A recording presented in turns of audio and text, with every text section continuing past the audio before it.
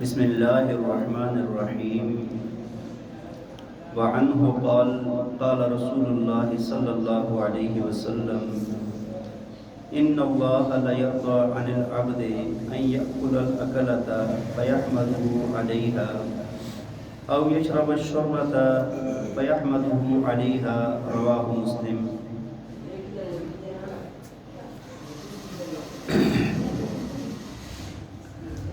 حضرت انس بن مالک رضی اللہ تعالیٰ عنہ سے روایت ہے، فرماتے ہیں کہ رسول اللہ صلی اللہ علیہ وسلم نے فرمایا کہ بے شک اللہ تعالیٰ اس بندے سے خوش ہو جاتا ہے، اس بندے سے راضی ہوتا ہے جو کھانا کھائے اور اللہ کی حمد بیان کرے، یا پانی پیے اور اللہ کی حمد بیان کرے،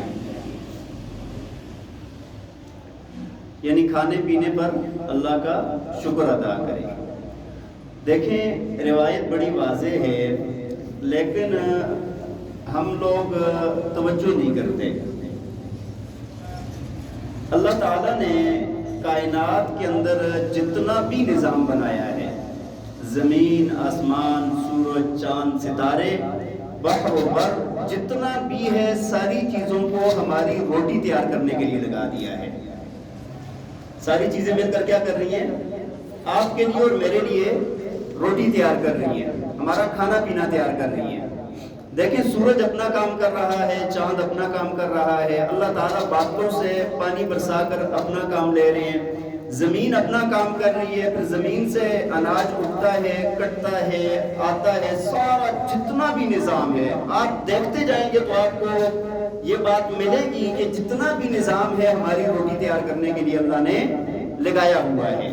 اور اس پر اللہ تعالیٰ ہم سے کیا چاہتے ہیں، کس بات پر اللہ تعالیٰ راضی ہو جاتے ہیں؟ فرمایا کہ صرف میرا شکر ادا کر دیا کرو۔ کیا کر دیا کرو؟ اور کچھ بھی نہیں ہے، کچھ بھی نہیں چاہیے، صرف میرا شکر ادا کر دیا کرو تو بس یہ میں اس نعمت کا بدلہ بنا دوں گا۔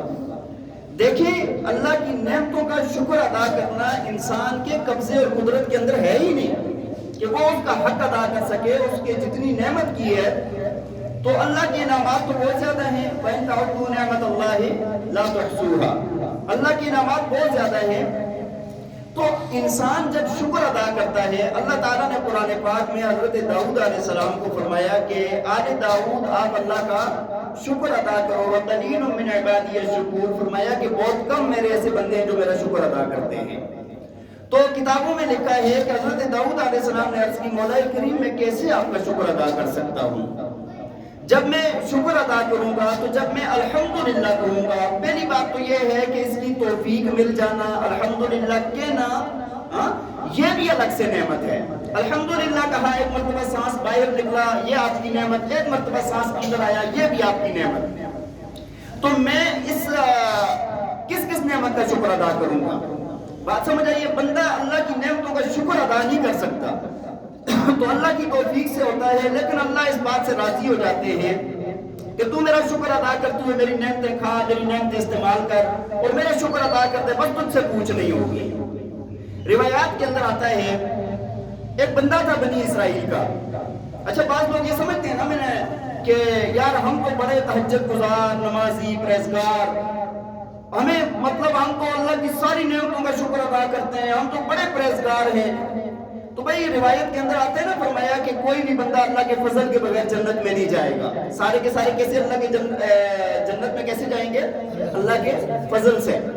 ایسا کوئی بندہ یہ کہے کہ میں تو کبھی گناہ نہیں کرتا، بڑا عبادت گزار ہوں، ہاں جی، تو اللہ کے نبی سے جب پوچھا گیا تھا نا یا رسول اللہ آپ بھی، تو فرمایا ہاں میں بھی اللہ کے فضل کے بغیر جنت میں۔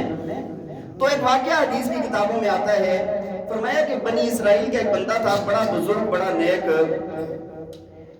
اس نے اللہ تعالیٰ سے دعا کی کہ یا اللہ میں کسی ایسی جگہ پر مجھے پہنچا دے کہ جہاں پر میں صرف تیری عبادت کروں۔ وہ ایک کشتی میں سوار ہوا، بستی سے نکلا اور فرمایا کہ وہ ایک دریا کے کنارے، دریا کے درمیان میں ایک جزیرہ تھا، وہاں پر پہنچ گیا اور بہت دور دراز تک کوئی آبادی، کچھ بھی نہیں تھا۔ وہاں پر پہنچا اللہ کی عبادت کرنے کے لیے، اور یہ بندے نے وہاں پر اللہ کی عبادت شروع کی. اللہ تعالیٰ نے وہاں پر حدیث کے اندر آتا ہے ایک انگلی کے برابر ایک پانی کا چشمہ جاری کیا اور ایک انار کا درخت پیدا کیا جس سے وہ ایک انار کھاتا تھا اور پانی پیتا تھا. دریا کا پانی تو کھا رہے ہیں نا, تو عبادت کرتا رہا. فرمایا کہ اس طرح اس نے 500 سال عبادت کی اور اس کے دوران کوئی بھی گناہ اور خطا نہیں کی. جب اس کی موت کا وقت آنے لگا تو اس نے اللہ تعالیٰ سے دعا کی کہ یا اللہ مجھے موت اس حال میں آئے کہ میں سجدے کی حالت میں ہوں, سجدہ کرتے ہوئے مجھے موت آئے اور قیامت والے دن مجھے سجدے سے اٹھایا جائے.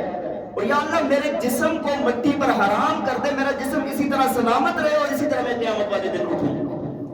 فرمایا کہ نبی علیہ السلام نے کہ اللہ نے اس کی دعا کو قبول کر لیا. بزرگ انسان تھے.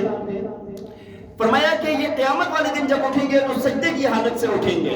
500 سال کی عبادت, پھر اس کے بعد سجدے کی حالت میں موت, اور قیامت والے دن کیسے اٹھیں گے؟ سجدے سے.